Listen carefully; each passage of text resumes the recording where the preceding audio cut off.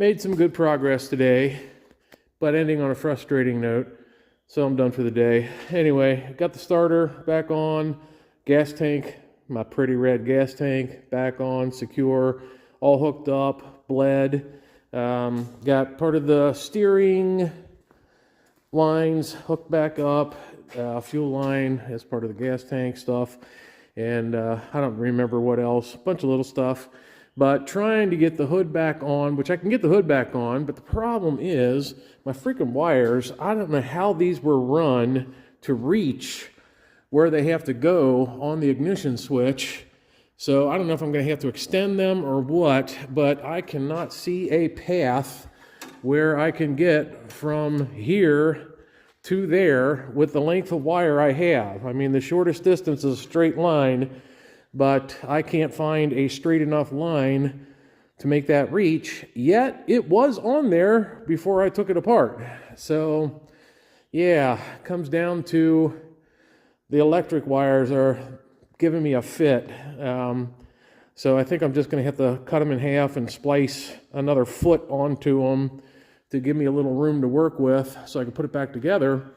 And I have no idea how that was run. I think what I'll do is look at some of the pictures and see if I can see anything that'll give me a clue. But yeah, ending on a frustrating note. It looks a little sloppy because I got this trying to protect the gas tank a little bit on each side, so looks a little sloppy. But anyway, got a bunch of little stuff done.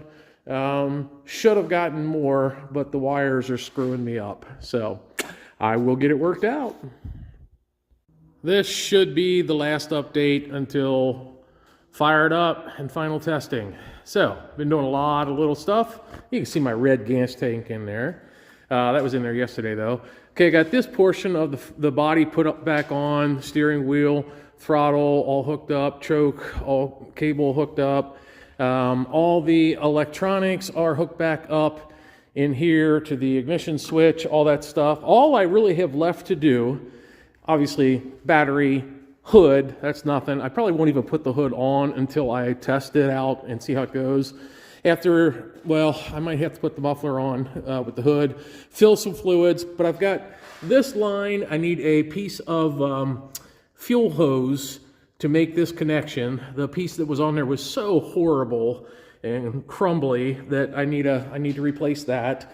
And I worked out the electrical issues. Here's my two wires that were just absolutely too short. I don't know how it worked before, but I got some special stuff coming. I wanted to try the heat shrink connectors. So all I gotta do is splice a couple of waterproof connectors to extend these two wires, reconnect those basically. And like I said, fill fluids up because I know this is drained, power steering fluid reservoir. But I think that's about it.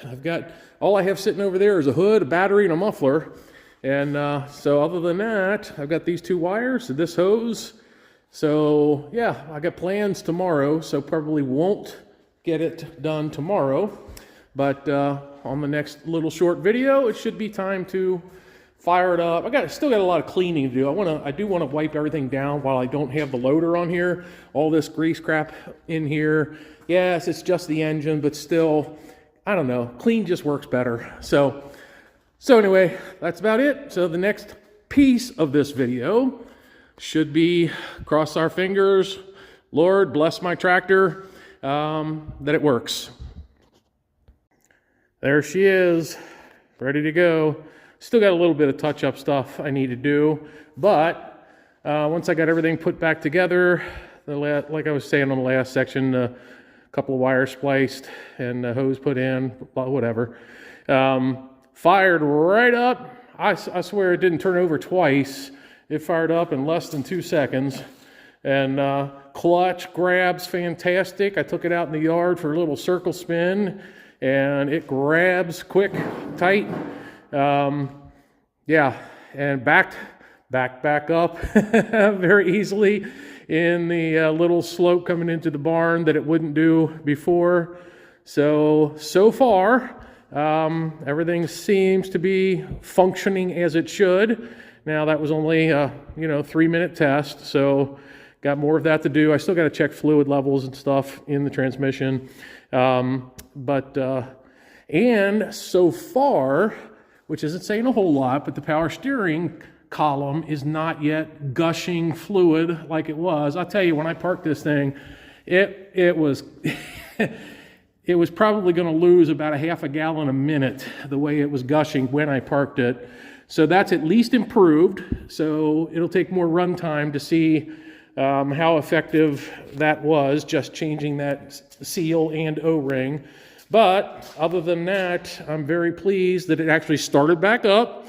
So I didn't screw anything up with the electronics to mess that up. And the clutch absolutely grabs exactly like it should. And so more testing to come, but there we go. We're done.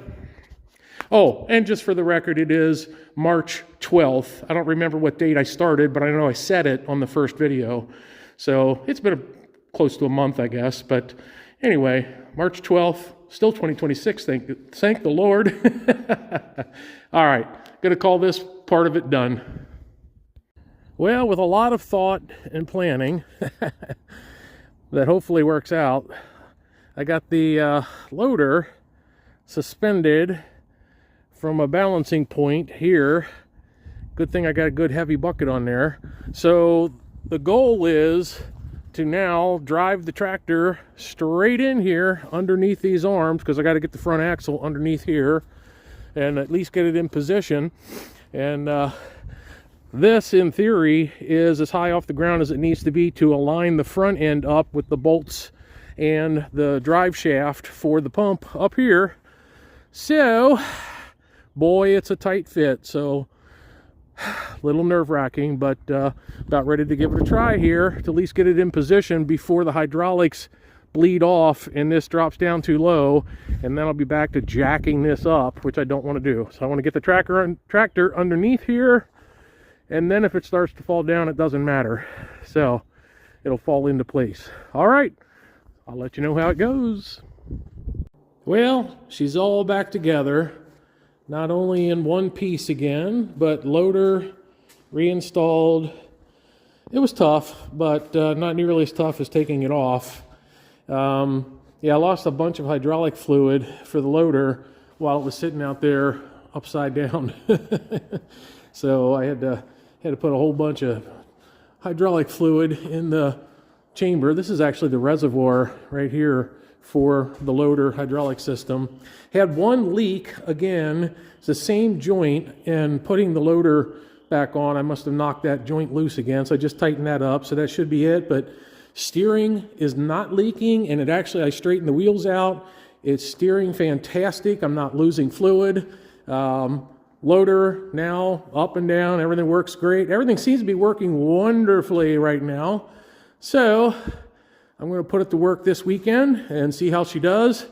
But so far, I'm very pleased with the overall job. And, you know, backyard mechanic, obviously it took me a whole lot longer than it would have taken somebody that does this full time. But, hey, I didn't have to pay somebody else to do it either. So the whole job probably cost, parts-wise, about $500, maybe $600 at the most.